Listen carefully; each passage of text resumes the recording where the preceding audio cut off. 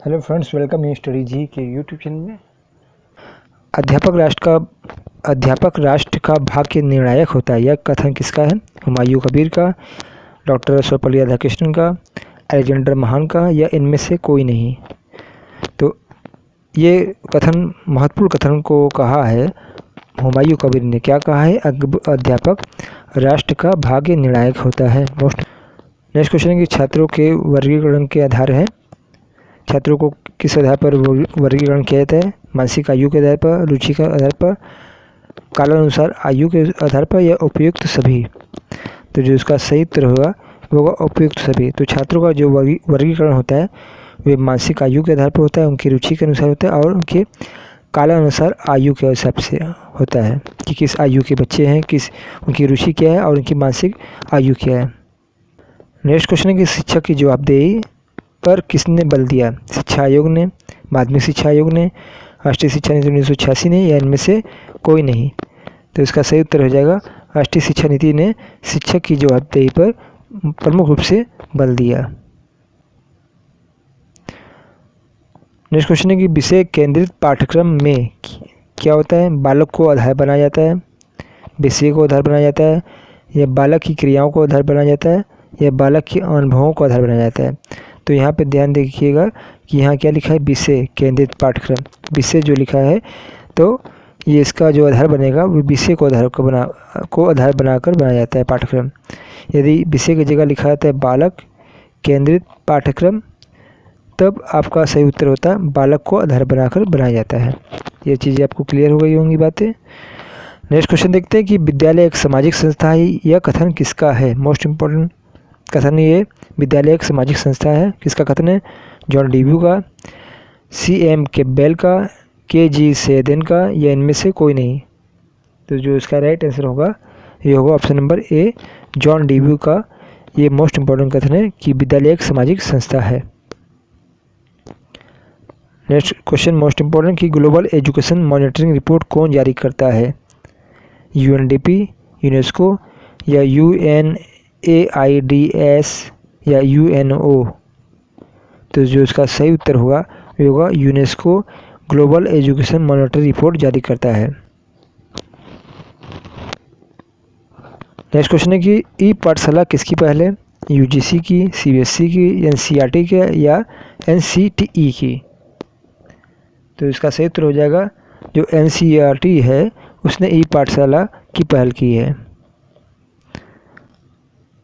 Next question है कि निम्न में से किसने पाठ्यचर्या कार्यक्रम 10+2+3 शैक्षणिक संरचना को सामान्य कोर के रूप में परिकल्पित किया था?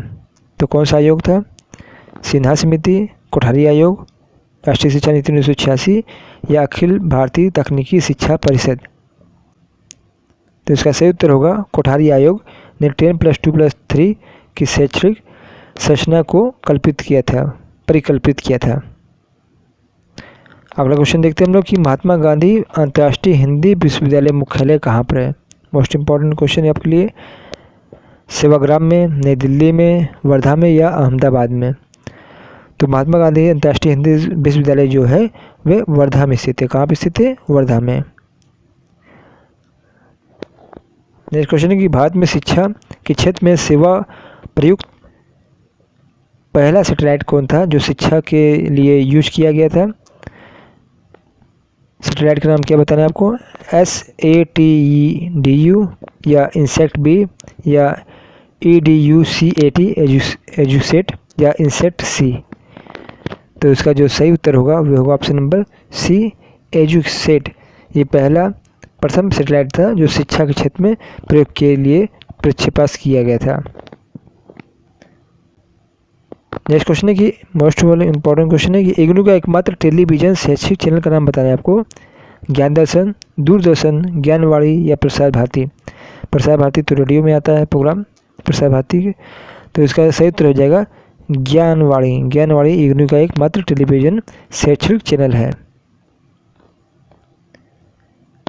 अगला क्वेश्चन है कि भारत में राज्यों के विश्वविद्यालयों की उच्च शिक्षा प्रणाली में नेतृत्वात्मक और कार्यपालिका की भूमिका किसे दी गई है?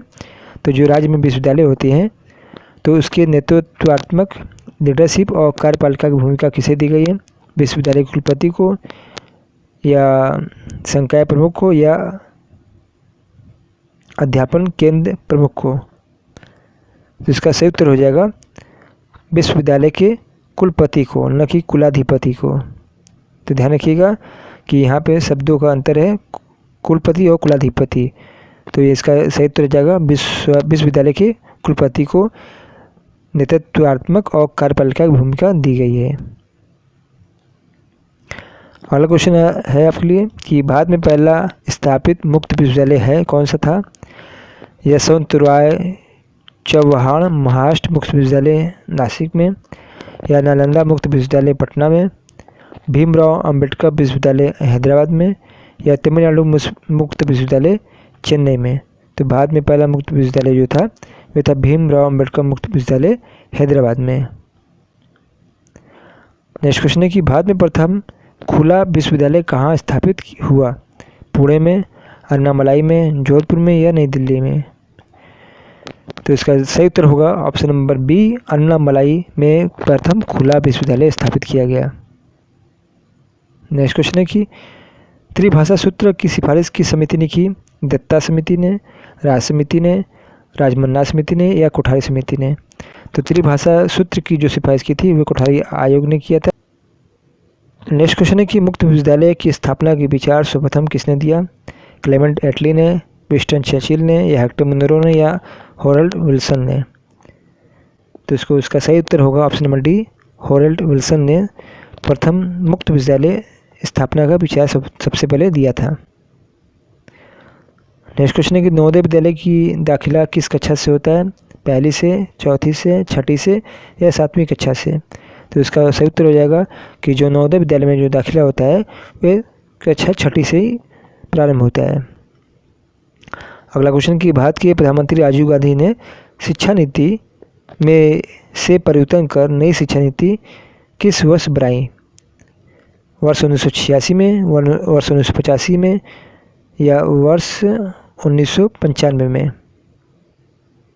1968 होना चाहिए था। तो इसका सही उत्तर हो जाएगा 1986 में राजीव गांधी ने जो पुरानी शिक्षा नीति थी 1968 को के स्थान पर 1986 में नई शिक्षा नीति बनाई। नेक्स्ट क्वेश्चन है कि सर्वप्रथम किस कमीशन द्वारा पूरे देश के लिए एक समान शैक्षणिक ढांचे की नई शिक्षा व्यवस्था प्रारंभ की गई?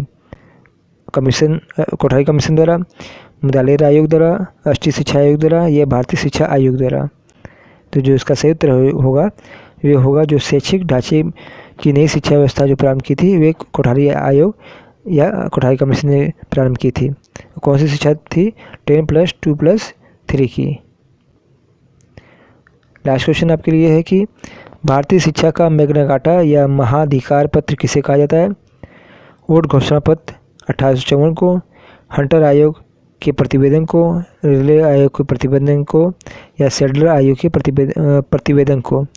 तो जो इसका राइट आंसर हो जाएगा वो हो जाएगा ऑप्शन नंबर ए, वोट के घोषणा पत्र को भारतीय शिक्षा का मैग्ना कार्टा या महाधिकार पत्र कहा जाता है। तो ऐसे ही नेक्स्ट वीडियो के लिए आप चैनल को बना दें, चैनल को लाइक, सब्सक्राइब और शेयर जरूर करें। तब तक के लिए आपका दिन शुभ हो। धन्यवाद।